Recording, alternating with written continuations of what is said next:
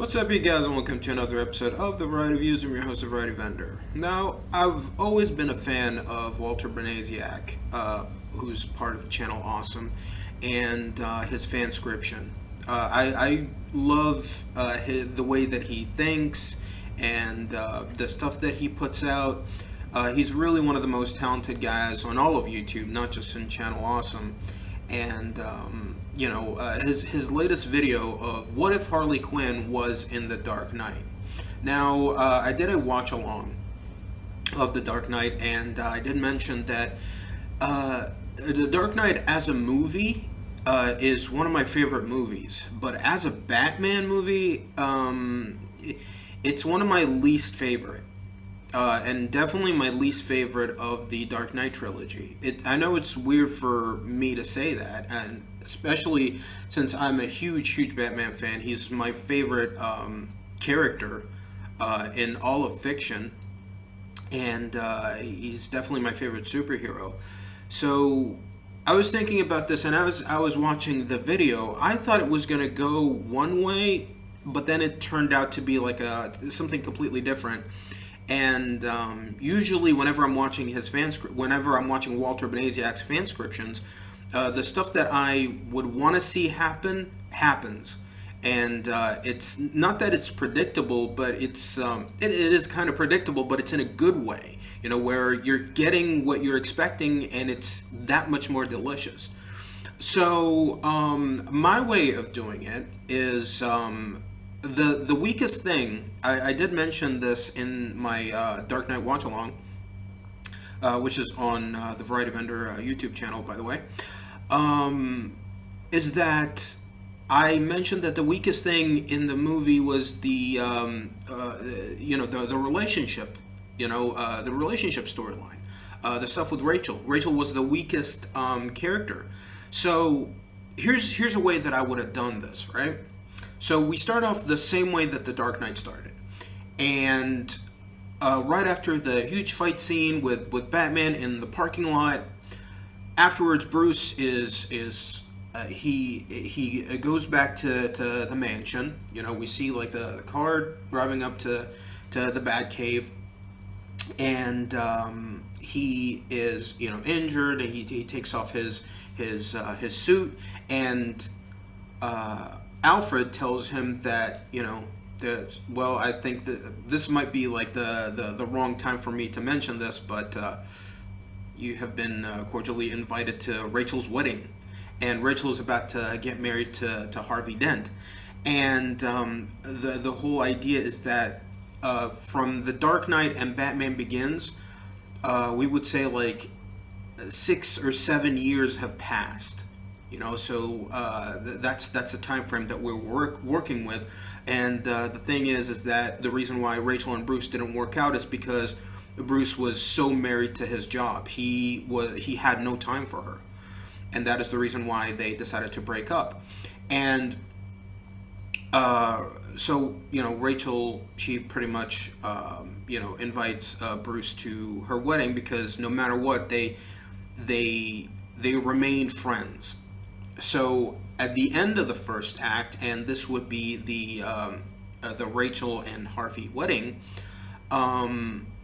Rachel gets kidnapped by the Joker. The Joker crashes in, so this would replace the party scene, and Joker would kidnap Rachel, and we would go into the second act. And the same things would happen like in the Dark Knight. I'm not like completely rewriting the whole movie.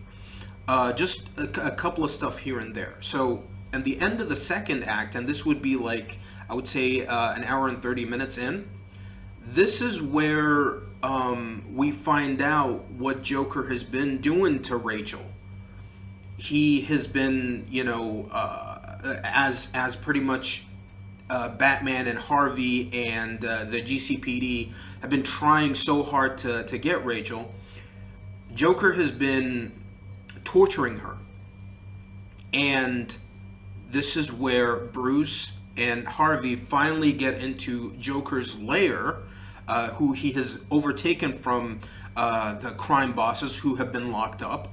by Harvey, and he shows them that that cinematic image, just like that happened in the Fanscription that Walter mentioned, and also in Batman Beyond, Return of the Joker, where in that animated movie where Joker showed Batman what Joker did to Tim Drake, and this would be the same thing. And now Rachel is Harley Quinn, right? So instead of having Harleen Quinzel as being her own character, no, it's Rachel.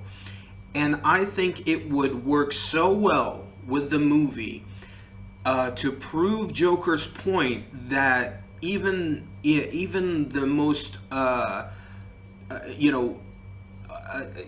good-hearted person can turn to the dark side.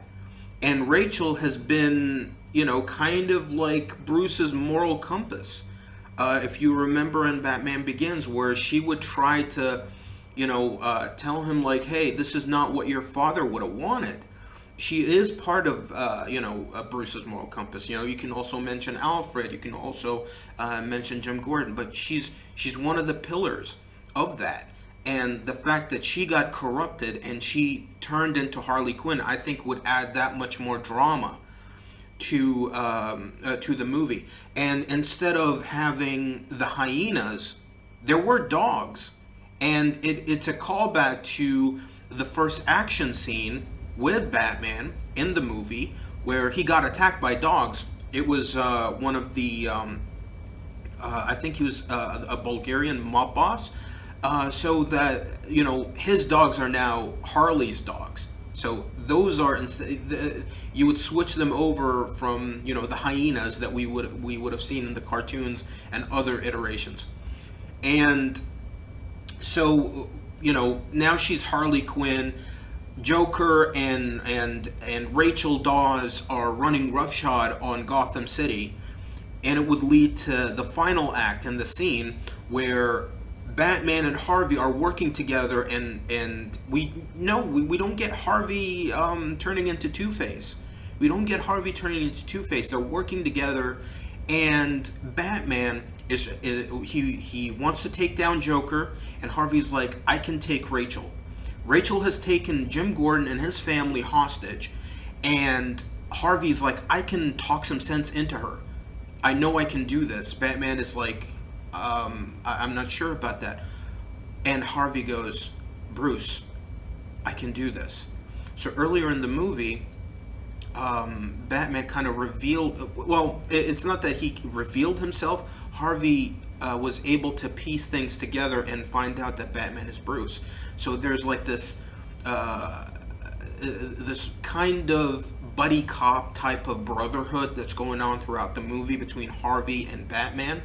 And Harvey is the kind of person that can find dirt, when it comes to anybody. He knows how to find out about things, even, and it goes back to like even in the movie where you can mention that Harvey, he used to be a PI, and he's able to find things out, that people are tried to tuck away as much as they can.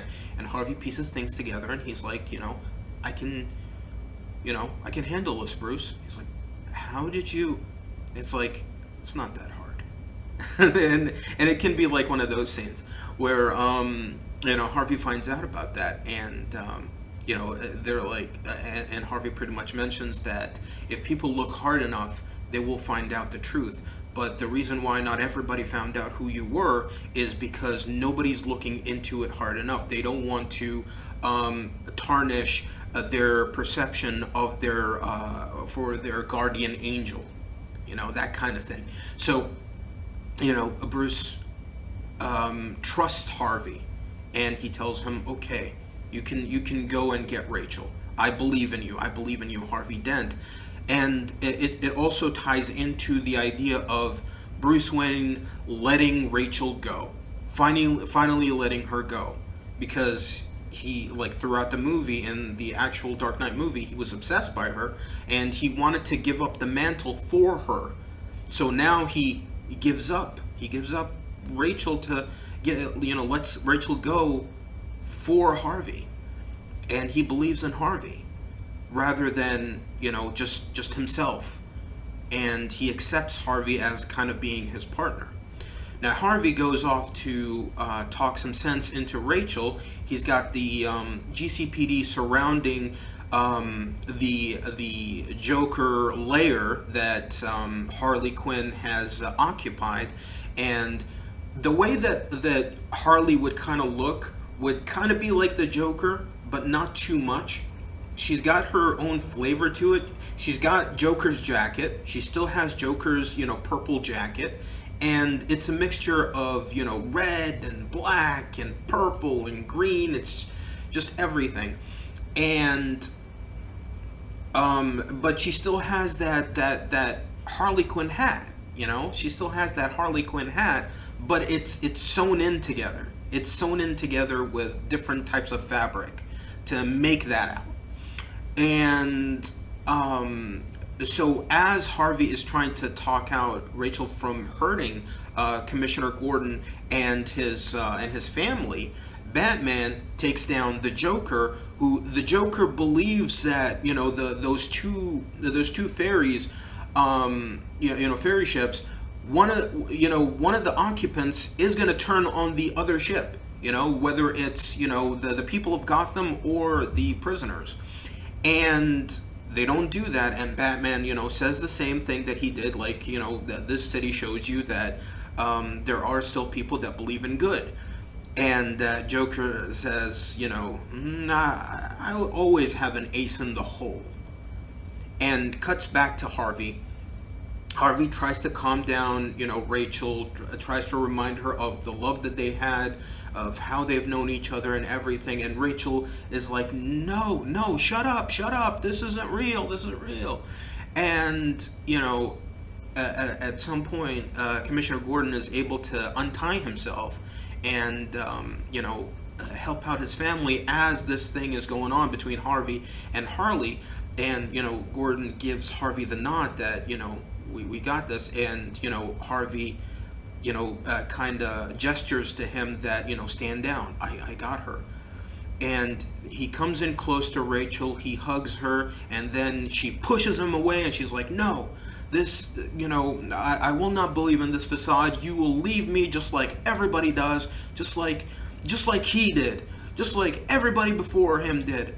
And she's in tears, and he's like, Rachel, no. And she's like, and that's why I'm gonna kill them. And Gordon grabs a hold of her, and he tries to take her down. Rachel calls in her attack dogs, who jump in, and they attack Gordon. And she tries to go for the kids, and Harvey shields them, and he's like, no, you're not going to do this. And that's when Rachel squirts the flower that's on Joker's jacket to reveal acid. And the acid squirts into Harvey's face, and he's trying to shield the kids away from this, and half of his face is burnt. Gordon fights off the dogs. He handcuffs Harley, and Harley is laughing maniacally. GCPD are rushing into the Joker lair. And the reason why they didn't, rush in to begin with is because Harvey told them, hey, if you rush in, he might, Harley might do some harm to the family. So when I give you the signal, that's when you come in. And that's when, Commissioner Gordon gets on the radio, and he calls in GCPD to come in. And Harvey is from the amount of shock, passes out. And there's, you don't have to show the blood. You just, you just see Gordon goes up to Harvey, and he's like, oh no. And that's it. So we go into the final scene, Joker has been he's been reprimanded. So is Rachel. They're in a cell, and I told you we'll be back together, Puddin'. And the after so the final scene is Gordon and Batman are in the hospital, and Jim says to Batman, "It's not your fault. It's not your fault." And Batman, Joe Gordon says, he went through with it, and he knew what he was going to get himself into, and he still went through with it because he believed in good. There's nothing left for you to do here. And that's when Batman says, "There's always more, Jim," and he walks off. And that's it. That's the end of The Dark Knight. Now we get the after credit scene. The after credit scene right after we see like the Dark Knight, the title flash into the screen. We get another scene, and that's later on in the night where Harvey wakes up. He wakes up in the middle of the night, and it's raining out, and just thunder and lightning, and he falls out of bed, and he crawls, and he gets to a mirror. He grabs hold of it, sees with it with his good eye. He looks at his face, and he's got bandages.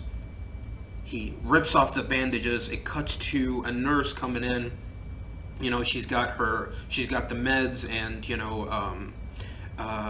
is about to check up on Harvey, and that's where we hear the windows break, and she's in shock as she walks into the room, and Harvey is standing on broken glass and on that windowsill, and he looks back, and that's where we see Harvey's face for the first time, and she screams. The nurse screams, and Harvey jumps out of, and we don't see him jump out of the window. We just see the curtains wave back and forth, and just a little bit of blood on the windowsill. Not too much that we would get an R rating. And then the nurse continues screaming as we get a close-up of the coin that Harvey used to hold, and it's face the dark side is face up, and that's what we see, and we're done. Credits. And that's how I would have rewritten the Dark Knight. I think it would have been much better, and the stuff with Rachel, I think you can still bring her back for The Dark Knight Rises, and I think having Two-Face being the main villain, because Two-Face is in the top 3, I would say, in Batman's rogues gallery, if not the second most important character. I would say like maybe Catwoman, but she goes back and forth. So yeah, I would say Two-Face is probably number 2 in Batman's rogues gallery, and I think he would have been a perfect continuation for Dark Knight Rises, where you have a guy that knows who Batman is from the get-go, who knows it's Bruce Wayne, and has that internal struggle, and it kind of mirrors Batman's own internal struggle. So it could have been like a whole movie about Two-Face versus Batman, with Joker and Harley being locked up. We don't have to see them, and it can be just like freaking Heat, Michael Mann's Heat from 1995 with Robert De Niro and Al Pacino. It could have been just like that, but with superheroism going on in that movie. So that's what I would have done, and you wouldn't have like The Dark Knight Rises like 8 years after The Dark Knight. I would have just done it like the story would continue right after what happened at The Dark Knight, because The Dark Knight is like, in my universe, The Dark Knight would have been like 10 years after Batman Begins. I don't want a still rookie Batman. I still, like, you can have a little bit of gray in Bruce's hair in this movie, in The Dark Knight, and it can be where he's been Batman for a while, where he knows what to do and what not to do. You know, the inexperience worked for Batman Begins. It's still like probably my favorite. You know, it's probably like my favorite of the Dark Knight trilogy, but I think it worked for that. But you know, the inexperience working, it doesn't really work. You know, when you go back to it, you know, just keep going back to it. So that's all I got. That's all I got right now. And with that being said, like, comment, and subscribe. Ding that bell icon to be notified on future episodes on the Variety Vendor channel. And check out my next video. We talk about something else. Take care.